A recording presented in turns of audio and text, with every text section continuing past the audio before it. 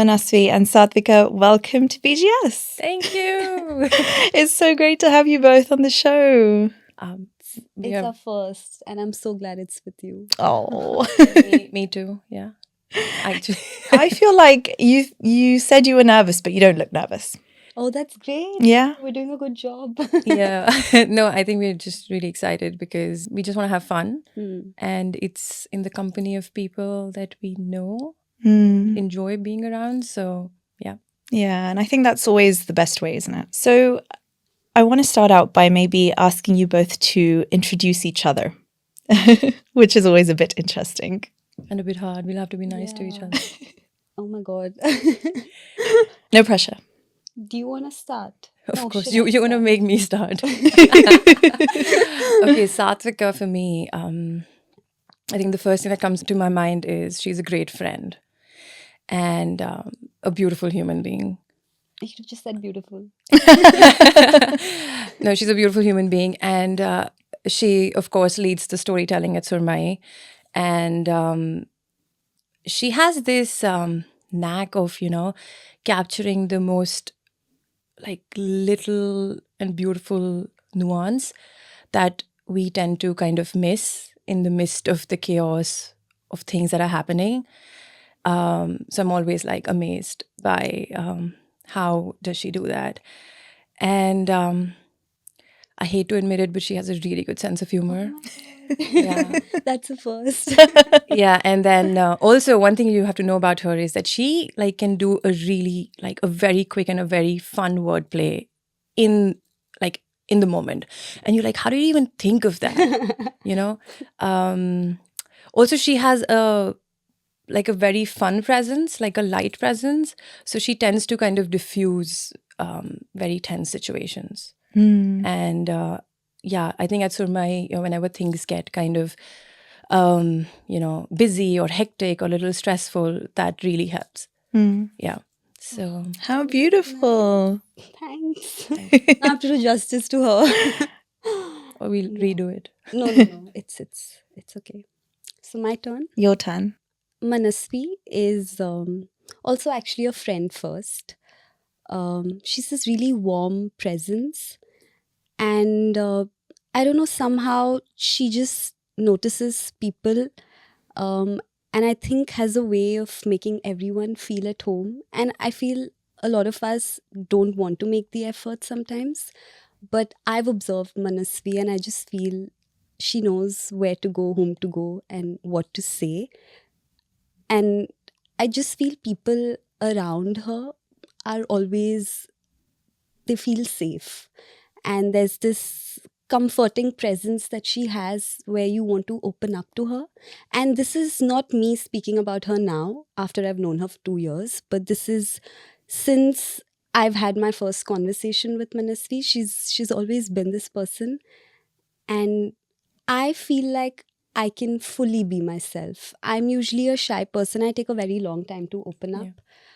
But I've just felt so safe around her that I'm really weird. I can be really crazy. And she's just so nice and loving that, I don't know, it's a nice feeling. So Manasvi has this way of getting people to open up to her. And I think what Manasvi is actually what Surmeyi is. I know she's trying to, we're all trying to build something, but I think it's just her. As a team, we're all trying to do what Manasvi is with Surmeyi, is to get people together, to make people feel at home. Yeah. Oh my God. I think we should do the podcast with you more often. Yeah. I fully agree with that. I think with both of what you've said, obviously I've just met you, Sathvika, recently, and I completely agree. I think you did give off this kind of shy exterior initially, but I feel like you opened up quite quickly. But I actually have an anecdote to share about Manasvi as well, because we've been working together now for the last few weeks and months even. And there was one particular day, I don't know if you remember, Manasvi, but it was a bit stressful for me because we were planning this pop-up and something had gone a little bit awry. And I'm probably the first person to be like, okay, I've made a mistake. And I remember calling Manasvi, and I think you also had a lot going on at that time. And I just said, Manasvi, I don't know what to do. I think I've messed up. And you were like, honestly, it's going to be fine. Like, just, you were quite cool-headed and you just kind of acknowledged the situation, but you never like made it feel like, oh, you've done something wrong. But I could also tell you also were a little bit stressed by it because I think the next day we kind of had dissipated everything. And then I realized that even when you're feeling a little bit maybe not fully confident about something, you never let that on to your team.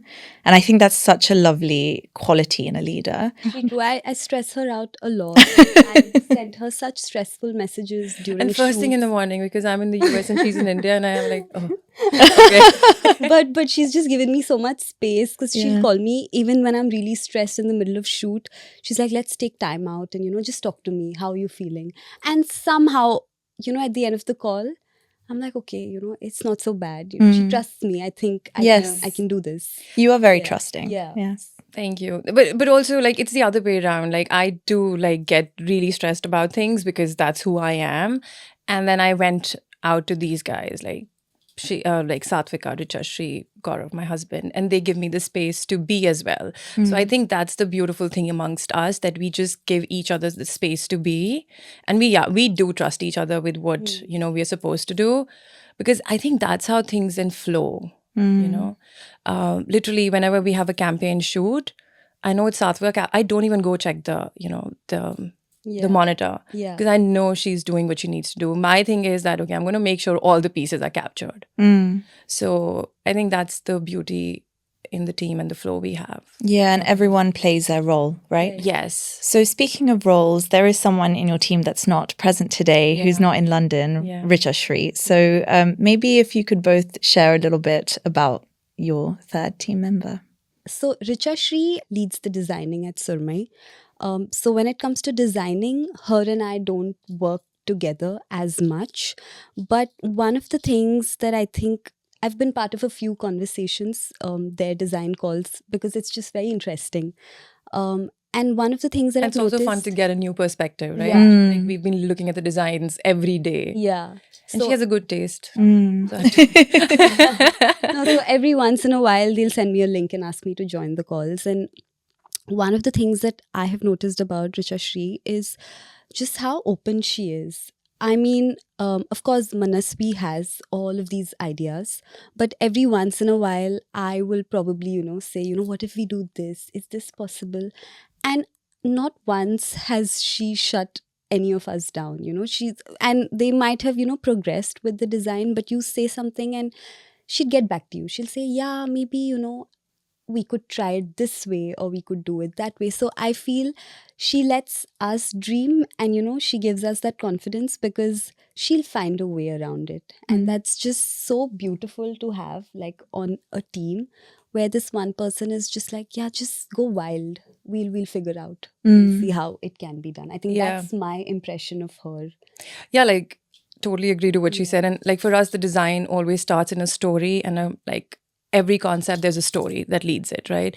And she's the one who then, like, if the story is the sphere, then she will do the explorations to, like, kind of explore all the different dimensions that we can go in, keeping the story and the meaning like in line.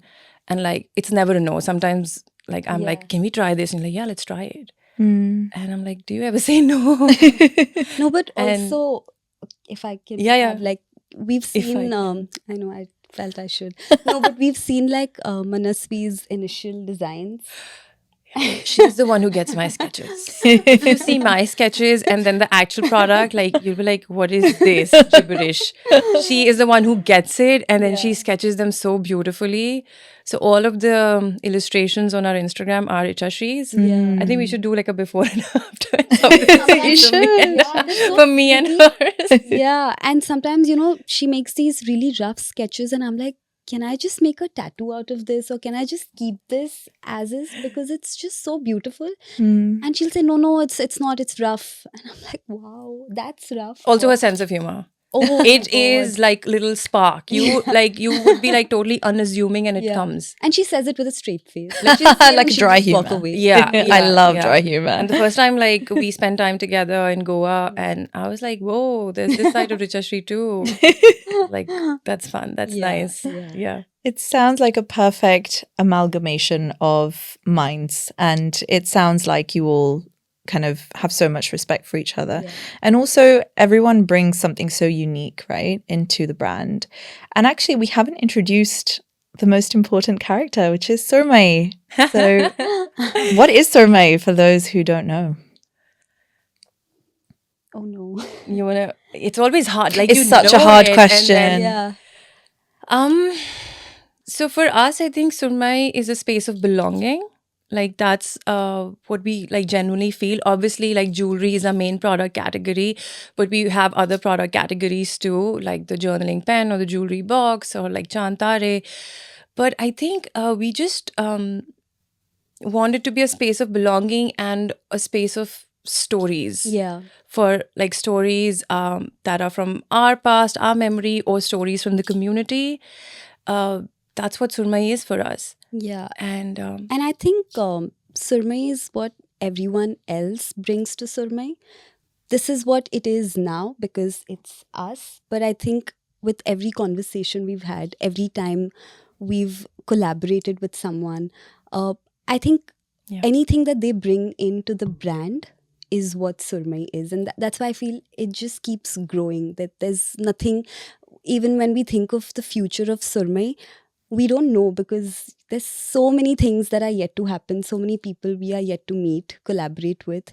And I think all of that is Surmeyi. So I think Surmeyi is becoming, it's still happening. We don't know yet. And I think we're just here to experience it. Right? Wow. so beautiful. You said I'm the articulate one. That is beautifully put.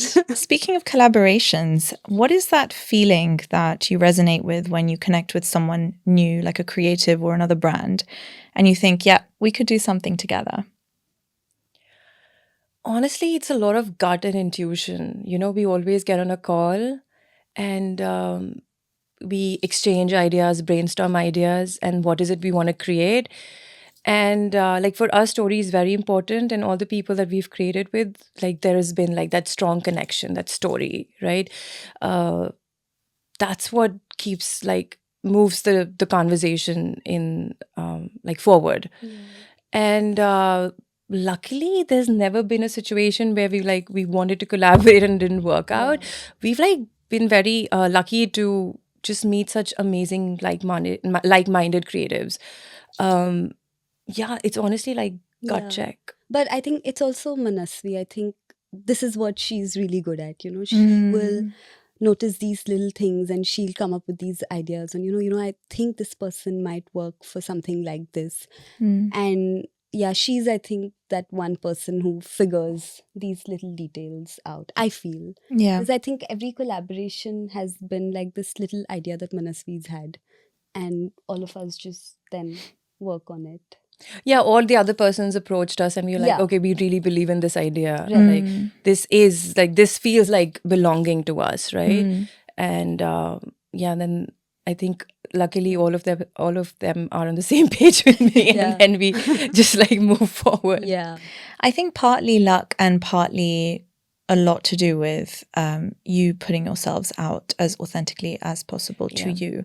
Because actually, like, even in our case, I came across your Kama collection through a collaboration you'd done with a previous guest of ours, Seema, and Shan as well. And I immediately, when I saw your Instagram page, I was like, wow, like this is so unique, and this is so, I want to know more. And I reached out, and I just felt like, because storytelling was such a integral part of what you do at Surmeyi, and probably even before the jewelry, like you said, I think it's those people who are seeking those stories who will come to you. Yeah. And actually, you're a magnet for that, actually, because of your strong branding. And, kudos to you, Sathvika, for your beautiful visual storytelling, because I want to know a little bit more about, I guess, the thought process that goes behind that. I mean, you're quite a visionary, I think, in the way you do it. I look at some of your stuff even now and I'm just like, how? Like, I've never taken such a nice photo in my life. Thank you. So it's amazing to see. I wish I had like a nice answer on how I like plan and do stuff, because a lot of it is just on the day of the shoot. I think, of course, we sit together, we do a little bit of research on. We do quite a bit of research. Yeah, we do quite a bit of research, and not everything is usually related to photographs. I think a lot of it is to do with colors and the moods that we want to explore. Yeah, I think so. We try to not limit it to just photographs. We talk a lot about what we want to achieve out of this shoot. And it's not always looked at as a product shoot, but more of what is the story that we're trying to tell, and who is this person that we're speaking about, like what is their story. So I think that's where we do a lot of talking and researching. But I think I try to just let go on the day of the shoot. I'm very nervous till the day, till I'm about to start shoot. But once I'm behind the camera, I just feel like very confident. And I let go, and I let the person that I'm shooting be themselves. And yeah, I think there's a lot of accidents, unplanned. You have to tell about the Rasa shoot. Oh, yeah.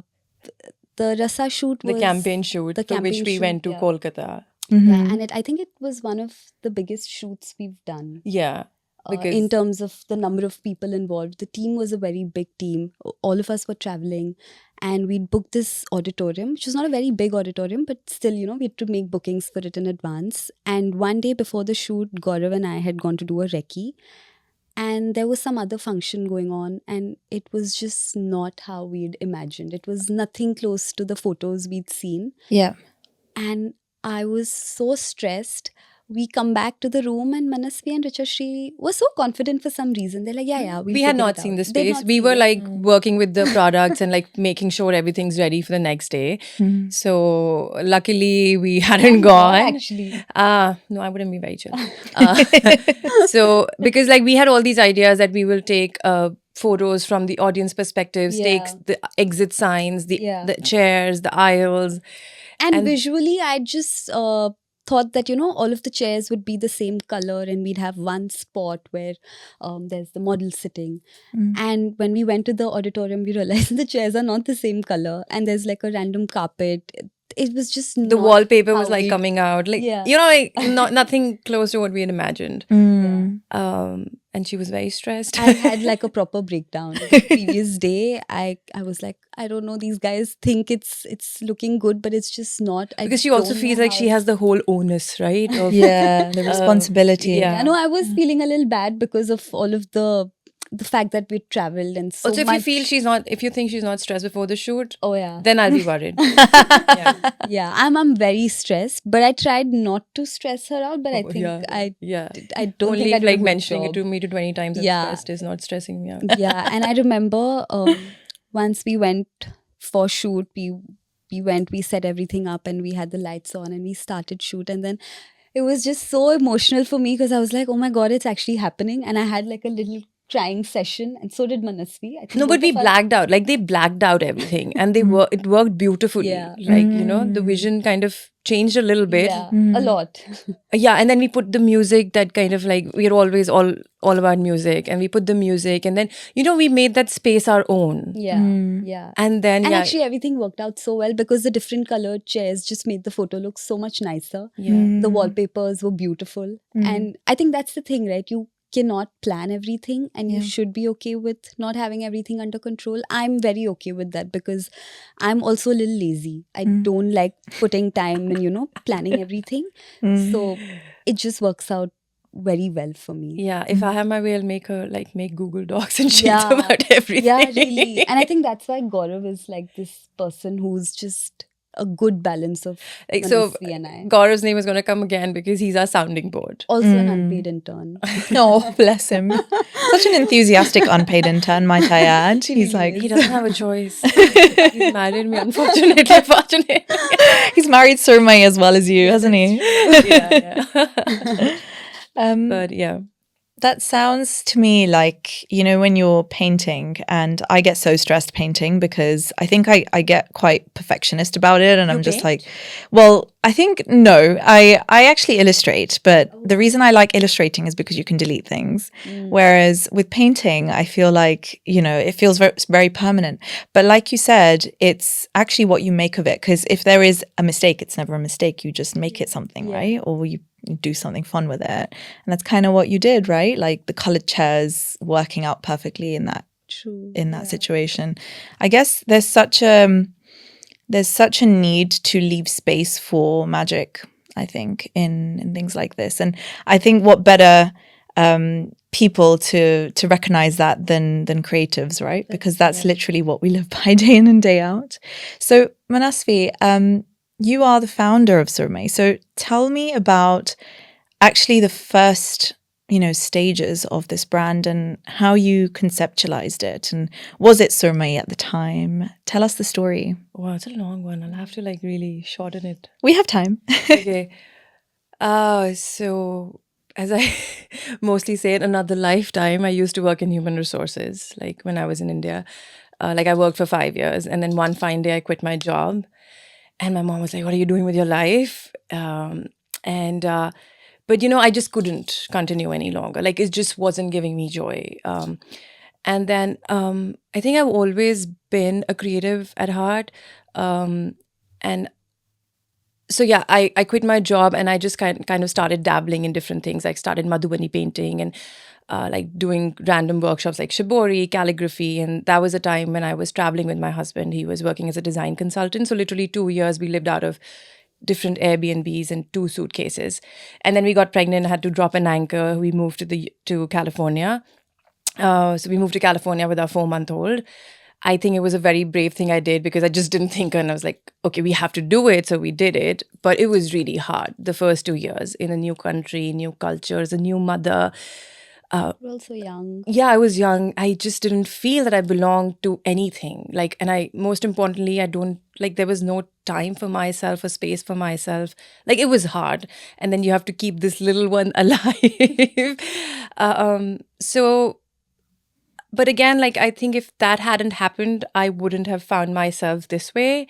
So then, when Nonid, our son, grew up a little bit, I enrolled for jewelry making classes, and that's where the love of jewelry came back. Like, I remember in India, I would always be on the hunt of beautiful jewelry, or I would never travel anywhere without my like little box of jewelry, because that's what made me feel connected.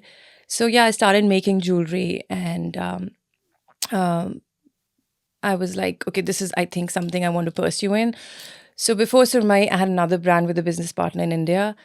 We had it for 3 years, but I think at a time we realized that, we do not want to limit each other's vision. So we kind of decided to, close that. And then I thought I'm going to take a break, but I wasn't going in a good headspace. So I knew that I wanted to make something of my own.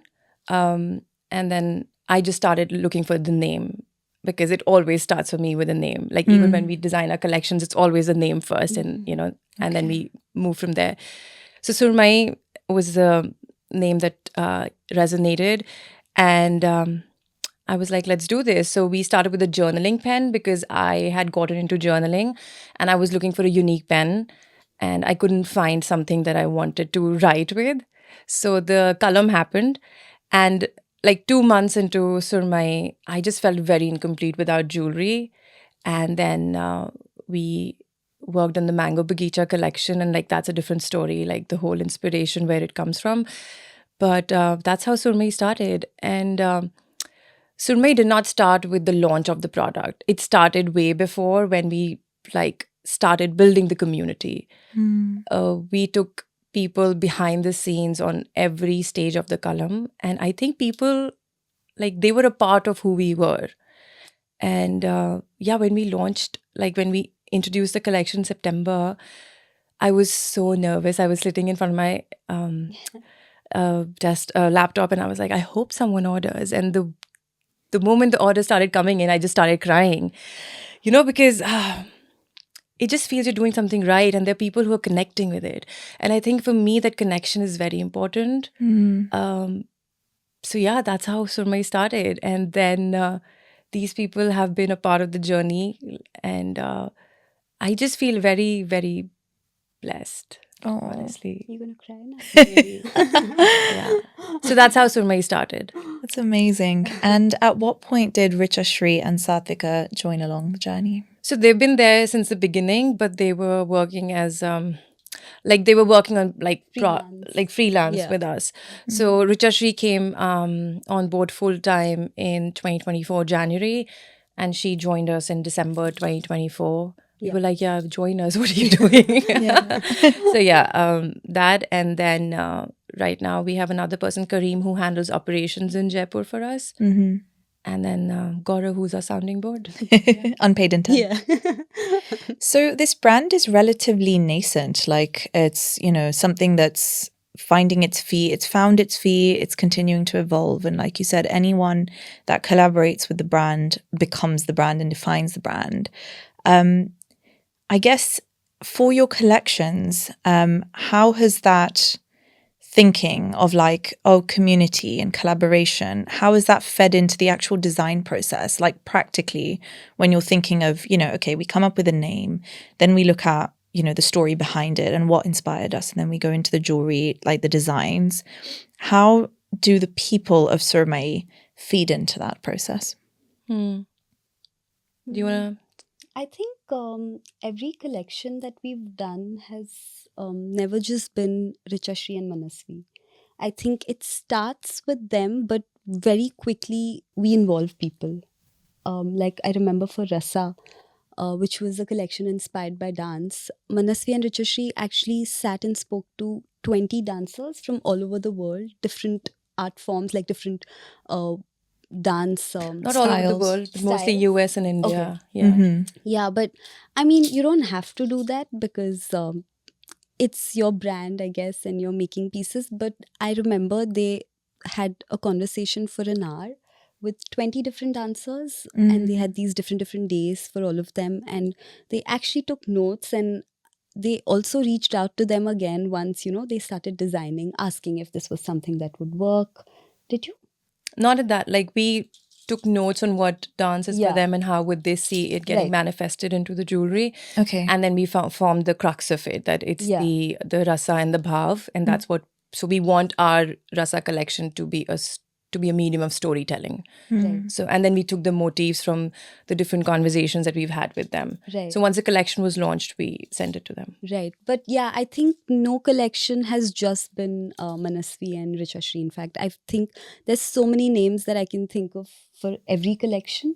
Yeah, like we seek a lot of feedback from people, even during the designing process. Like the gramophone that we're launching, it's actually like we've had calls with Nilanjana and Aisha, our two beautiful customers who were very generous with their time and energy to understand what gramophone means to them and then include those elements in the designing process.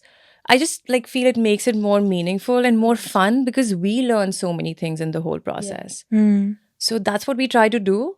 I think even Mango Bagicha had Madhushri. Yeah, Madhushri was an integral part. Like she was the one who we showed her the mango slices and she's like, no, make a mango clip. Yeah, that'll be beautiful. So that was her idea. So yeah, that's what we try to do.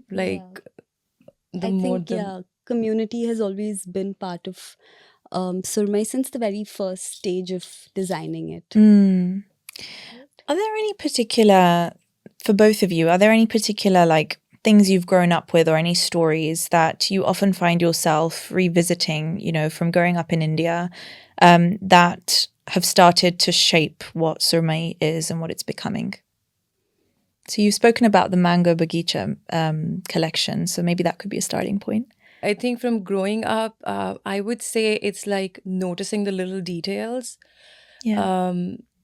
That's for me becoming a big part of as a child, that's what I did a lot, like listen to people and notice things a lot. Also, I was the youngest one amongst the 3 kids. My sister's 16 years older, my brother's 14 years older. So I was literally the kid and like listening to the conversations. And so for me, that's an integral part of Surmeyi.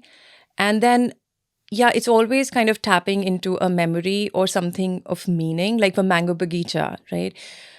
I like a South Asian, I say like mango is an emotion for us, right? All of us have such beautiful stories. Like for me, after like during every summer season, it was like the family coming together after dinner and eating mangoes together, and just having conversations. Like for Richashri, like it's the mango tree in her like garden. That was the inspiration for the jhumkas, like the leaves, how they dangle and the asymmetricity of it. For me, like how we added a little bit different, like our personal detail was like my dad had this beautiful granulated ashtray, which I still have. And I was like, why don't we add those details to the mangoes, because that's the connection, like we want people to feel with the collection or the pieces when they wear or feel, see them. So I think these are like little things that we try to, get from our childhood, and sometimes it's intentional, sometimes it's kind of unintentional. Yeah. So yeah, I don't know if I answered the question, but yeah, what do you have to say about it? I mean, I don't know if it is just specific to Surmeyi, but I think generally for work, my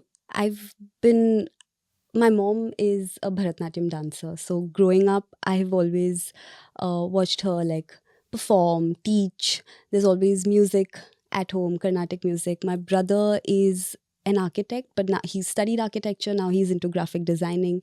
So I was always, I think I was introduced to the camera because of him, because he would take really cute pictures and videos of me growing up. My dad is not someone who's in the creative field, but I've seen him cheer for my mom. But he gets you the most beautiful jewelry. That also. So he is a creative. True. Yeah, actually, he is probably one of the best people in the house to get saris and jewelries. He's introduced us to like saris. I mean, not saris, but brands of jewelry, kinds of jewelry. So I think growing up, all of their influences in some way or the other, whether, it's the music that's going on at home or it's the way my mom would set the house up. I think all of these little things I see that I use in my work in some way. It's just the smaller details, I think. Or even when I'm thinking of songs to use for a video, I feel I'm influenced and inspired by my childhood. But yeah, there was always good light streaming inside.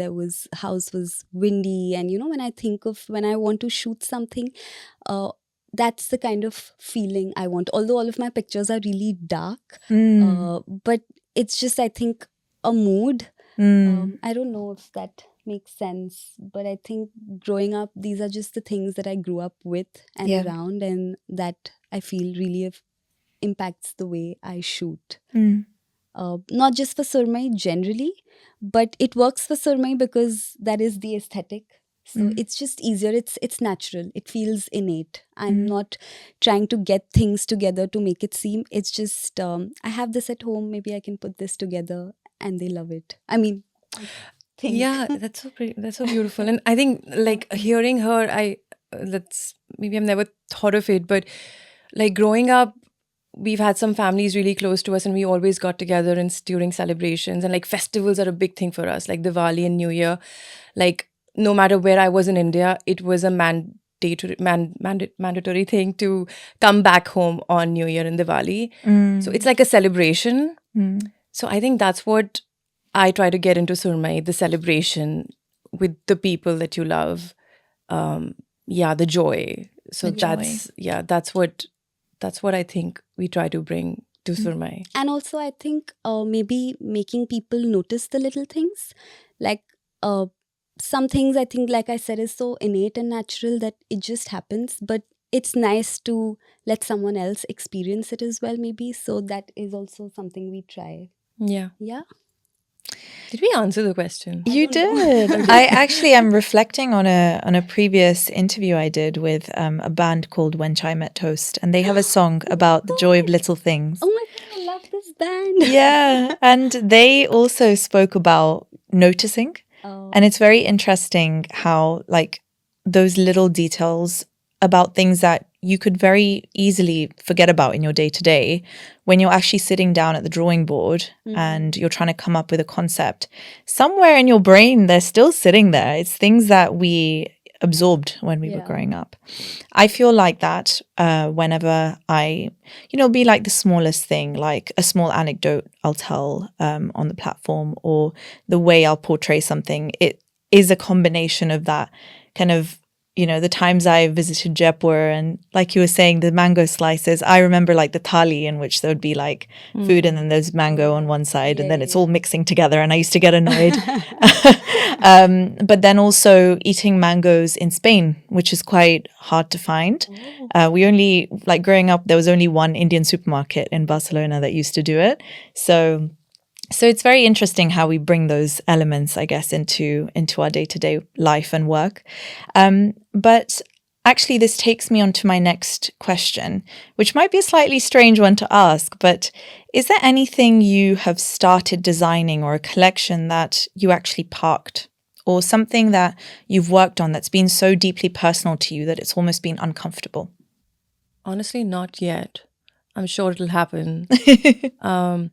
Like there have been certain products that we couldn't make, though we wanted to make them because they just didn't work out, but they were a part of the collection itself. I think we've always wanted Surmeyi to be, I don't know what's that word, but it's not just one thing, it's not just a product that you can touch, but it's like an experience which you can maybe feel, you can experience it through multi-sensory. Yeah, so I think we've always wanted Surmeyi to be a multi-sensory experience of sorts. So I think every once in a while we keep talking about it. There's nothing that I think we come up with crazy ideas, but Yeah. nothing that we haven't pursued because it felt too personal. Yeah. Yeah, nothing on Yeah. those lines yet. Which I love, actually, because it means that you're actually embodying yourself. But to through- answer your question, we did launch the Karma collection. You But did. It was a process for me to kind of process, and like in my gut, I knew we have to do it, but it was like a process for me to be like, yes, we are doing this, Yeah.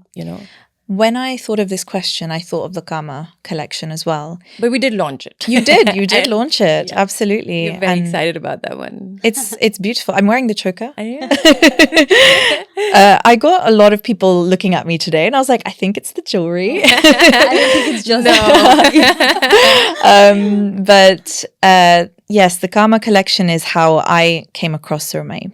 And I know that you did a collaboration with Seema and Shan on it, both incredible powerhouses who talk about sensuality, owning your pleasure, owning your body at whatever age, however you look, however you feel. And I think it's so powerful and so uncomfortable. I remember when I interviewed Seema on the show, I may have told the story before, but my mum was like, what? Are you sure? Like, what are you going to talk about? And it's just so funny because actually, like, it is sometimes finding a balance between talking about the uncomfortable and sharing the uncomfortable, but also making it palatable and acceptable for wider audiences, like making it comfortable to consume as, a means of like jewelry, or even listening to podcasts about it or anything. So yes, I would love to know what the process was like of actually coming up with Karma. Was it something that kind of evolved through the collaboration element, or was it something that you thought of first and then you were like, okay, who can we work with on this? No, actually, we were lucky here that Shan reached out to us, and Shan found us through Ambika because of our collaboration on Shantare. And shout out to Ambika. She's a big cheerleader for, women like own small brands. And so Shan reached out to us, and I had not heard of Shan till then. And I'm like, what world was I living in? Because now I know her so well, and she like is a powerhouse in herself. So she sent an email, and I was like, what is this email? But I knew of Seema, and I like love Seema. And so that's where the conversation started. But I literally, like in my gut, I knew this has to be done because like Surmeyi is about belonging, and then women taking like charge of their bodies, embracing their sensuality is like us feeling belonging with ourselves, like the most basic form of belonging, right? So I knew this has to be done. But again, like the way we've grown up and the conversations that we've been told that, okay, you know, this is not okay, or this has to be not spoken about publicly. So I was like, I don't know if I can do this. But again, I and the team knew we have to do it. So we said yes. And then in the whole process, Seema and Shan like shared the stories and their vision. And we've learned so much that how jewelry can just not be for adornment. It can make you feel a particular way, right? Yes. And then we were like, this is amazing. And then we just started working on it, and we just had so much fun making the collection. And this collection is very unlike what we've done before. And the way it has been received with so much love and appreciation has been like truly amazing. And so I'm so glad that Shan sent that email. Yeah. And like Shan and Seema were always in talks of like making a jewelry collection together, based on Kama Sutra. So we just got lucky to be a part of their journey. And yeah. You have this beautiful piece that I can't remember the name of it, but I've seen pictures that you've taken of like someone's back, and it's like the necklace is kind of going all the way down. Yeah. Tell me a little bit more about, I guess, the process of designing these pieces and thinking about them in a way of mobility, because that's something that Seema talks about quite a lot in her work, is the role of jewelry in sensuality. So we also wanted to make jewelry, like obviously it has elements. It is inspired from Kama Sutra and the mobility and the functionality of it. But, and we take the motifs from our culture, but we also wanted to like put a little contemporary twist to it, because that's what we do with all our pieces. So instead of like, I think it's a 9-layered in Kama Sutra, we made it a 5-layered, and then we played around with the visual, like the chains, like there's a Rolo chain and there's a rope chain. We played around with the heft of them so that they kind of move nicely, but also like don't feel very heavy. And then we added the little elements of the 5 elements that we've added in the collection of the earth, fire, water, ether, and air. So we added those as colors instead of the big motifs, because if you put the motifs, though they would look very pretty, but it'll like not make it, like it'll hamper the mobility. So that's what we tried to do. And the amount of, I don't know, Richa, she should be here, like the connections, the way the chains should connect, how thick the chains should be. Like if we show the first version we made, it was like so heavy. It didn't, like, it wasn't what we needed it to be. And then we added that long spine chain, which is detachable, because we thought it just gives a very interesting and a very sensual movement and aspect to the whole piece, that like something that's just, you know, draping down your spine and it moves as you move. So yeah, that's how we kind of went about designing the pieces.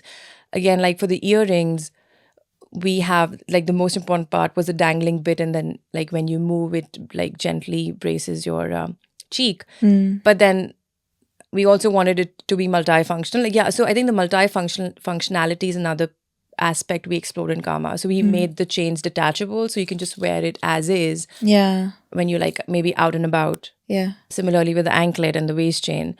So that's what we try to do with the piece, that you can wear it outside or like inside when you're being intimate. I love that. And have you had any, I guess, anecdotes or stories from customers who've reached out to you, who've purchased the collection or pieces from the collection? And do you ever kind of get feedback from customers in that way?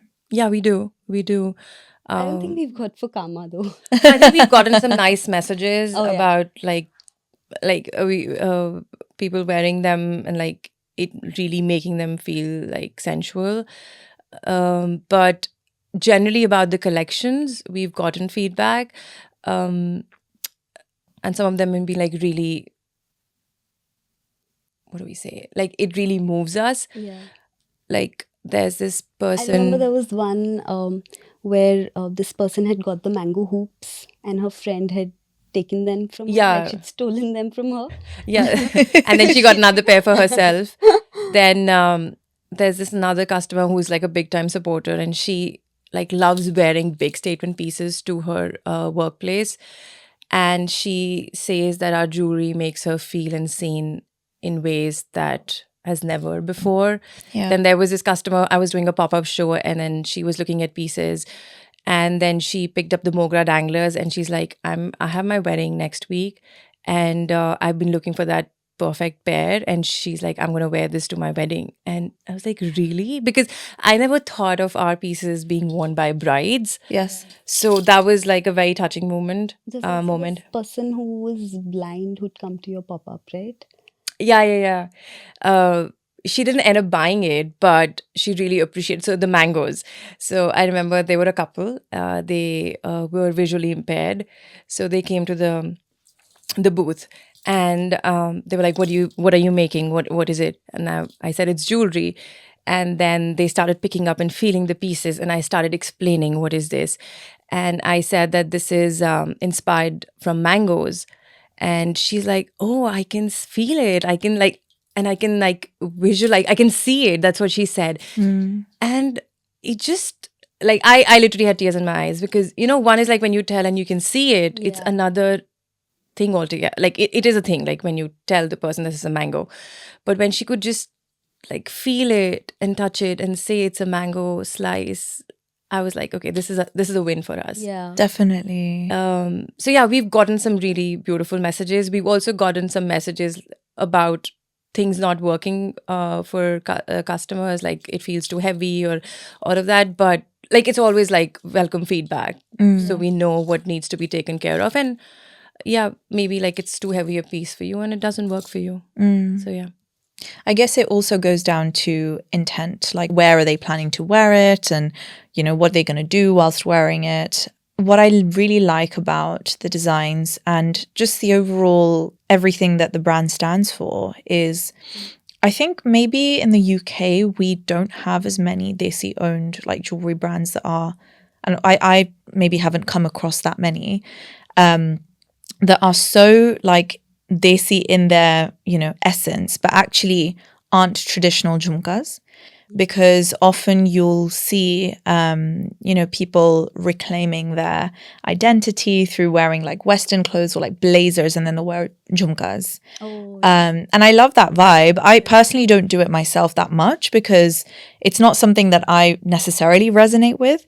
But wearing a little mango like I'm wearing just makes me feel like I'm holding part of my culture. But it's, to me, feels elegant, it feels minimal, and that's more my vibe. Yeah. So I quite like the fact that I can still get that feeling of home without necessarily making a huge statement about it, and that's why I personally love it. And, I've told you we're doing a collaboration at the moment, and I've borrowed these pieces, but I wear them all the time. I love that.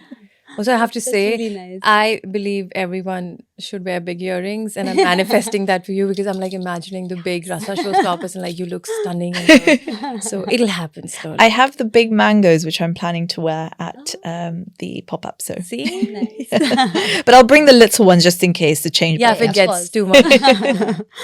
Baby steps. Exactly. Yeah, we work our way up. So we've spoken about so many different things around the business now, from, where the ideas come from to the people, the customers, the collaborators, the design process, the showcasing of it all so beautifully at the end. Do you sometimes find like it can get maybe at times misconstrued or confused as to where that, I guess, inspiration is coming from? And I guess, like, how is it navigating this space as a jewelry business, as a small business with, potentially huge brands? I mean, it's like the Amazon effect, right? Just like monopolizing everything. How do you stay true to yourself as a jewelry business? And how do you make sure you're resilient against like external forces? I think how we stay true is, again, like tapping into ourselves and creating from that. tapping into the stories of the community and creating from that, adding those little things that make it different. Also, like I don't know if I mentioned, like when we are doing a research for a project, we do a thorough research. We also see what actually exists and stay away from that, you know? So that's what we do. And again, for us, everything starts from a story. Yeah. And the story has, like, it's not any random story, right? So that's, I think, what makes us stand true to who we are. And resiliency, again, I think for us comes from the team and the community, you know? And again, I think we didn't mention, or probably we did, like for us, Surmeyi, like there's openness. It's like we can say anything to each other. There's respect, there's trust, but there's also openness that, okay, this is how you're feeling and you can tell me.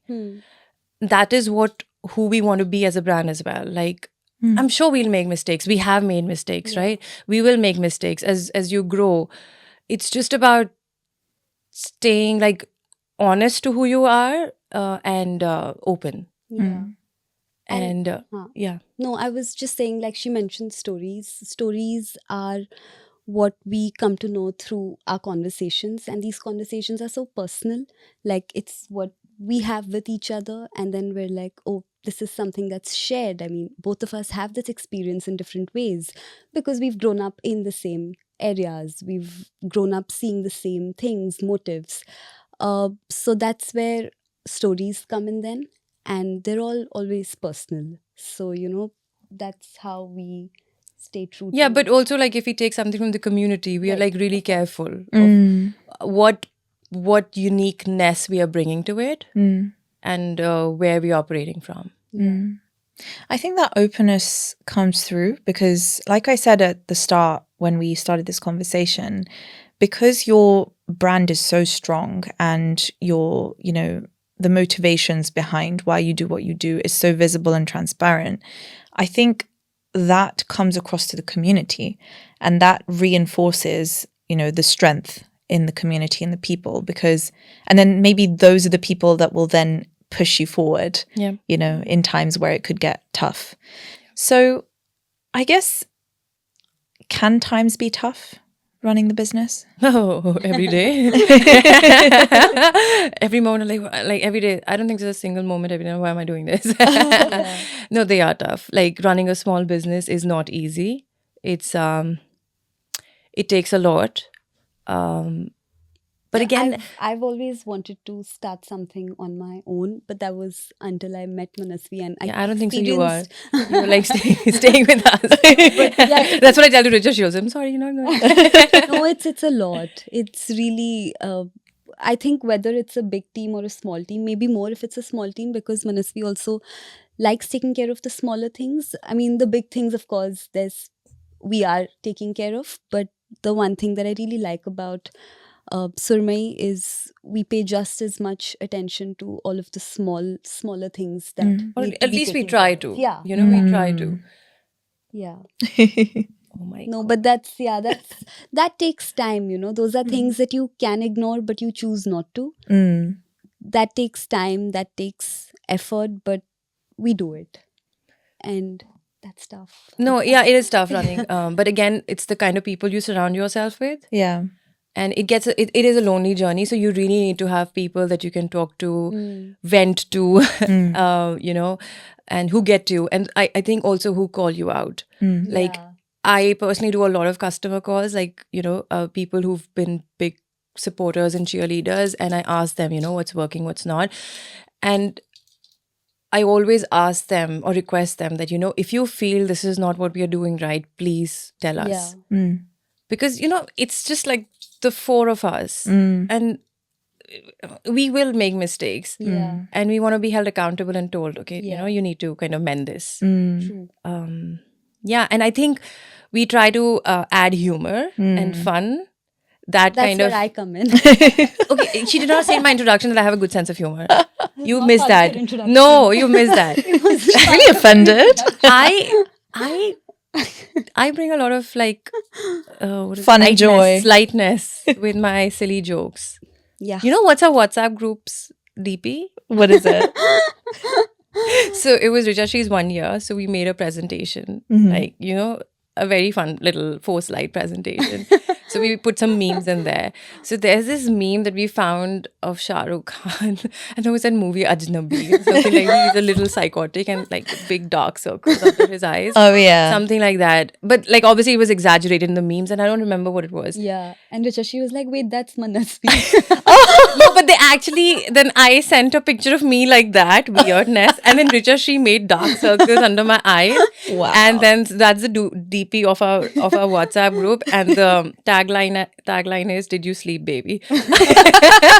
Oh, bless you. So that's how we, that's also what keeps us going. Yeah, but I think our team calls are, if I could, I'd just invite I wish we worked more on our team calls. Yeah, no, I just wish I could invite people to join my team call because there's always one presentation that one of us have made when we don't have time, but we'll still sit together and put together like a presentation, which is just unnecessary.